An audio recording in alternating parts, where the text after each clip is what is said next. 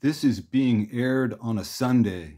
I did it on purpose, because Sunday is the day of rest. Just my luck or just my life? Been working on a few different shows. Some are almost finished and ready to air. This was one of them. Wish I had it done a few weeks ago, because yesterday I found out Cuban Baseball Hall of Fame legend Ramon Mejias passed away last month. And it was just last month I put out my first episode of the autograph show, where I was razzing Ramon about squeezing his signature on top of Don Klein's and how he messed up the chronological order of the autographs. Here he is, nice enough to sign for my dad when he was a little kid, and here I am bagging on him for where he signed in the book. When I aired that show, I knew Ramon was alive at the time. I was just doing research on him. He was 97. From what I read, he was a nice guy, and I figured he'd know I was just kidding. 2 days later, he died. Rest in peace, Ramon Mejias.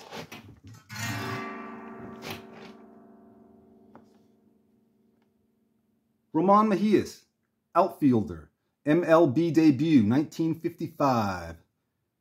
It was 1953, and the Pirates were having tryouts in Cuba. GM Branch Rickey and lead scout George Sisler noticed Ramon, signed him up, put him with Pittsburgh's AAA team, the Waco Pirates, where in 1954 he hit in 55 straight games, would soon become a fan favorite in a state where he couldn't even buy a sandwich. Being a Black Cuban, he would have to have a teammate buy his food for him. Just one of the many indignities that Blacks and Latins had to put up with if you want to play ball in Texas. Then comes 1955. He had a great spring training, and the rookie is picked to be the opening day starter for the Pirates in right field, while his roommate and fellow rookie, Roberto Clemente, watched from the bench. That didn't last, though. Ramon would spend the entire 1956 season in the PCL with the Hollywood Stars. But in 1957, he was back in the bigs and was the Pirates' opening day starter at Forbes Field. He hit a homer in that game off New York Giants' Johnny Antonelli. Before the start of the 1958 season, Pirates manager Bobby Bragan told GM Joe Brown that Ramon Mejias is the best player in Cuba. And on May 4th, 1958, 3 weeks into the Giants' inaugural season, the Pirates visit Seal Stadium for the first time. Ramon leads off and has the distinction of being the first Pirate to step up to the plate in San Francisco. And he hits a homer. He would hit 2 more and steal a base. He was familiar with Seal Stadium, having played there many times.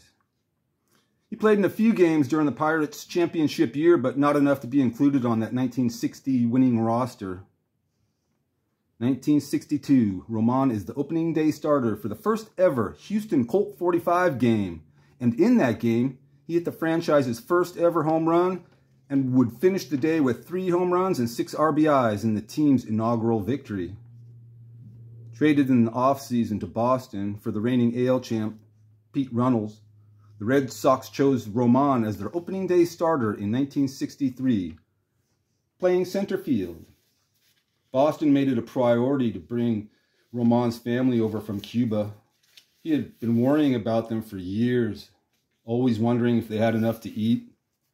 When the season was over, Ramon played in the Latin America Players Game, a benefit for the Hispanic American Baseball Federation.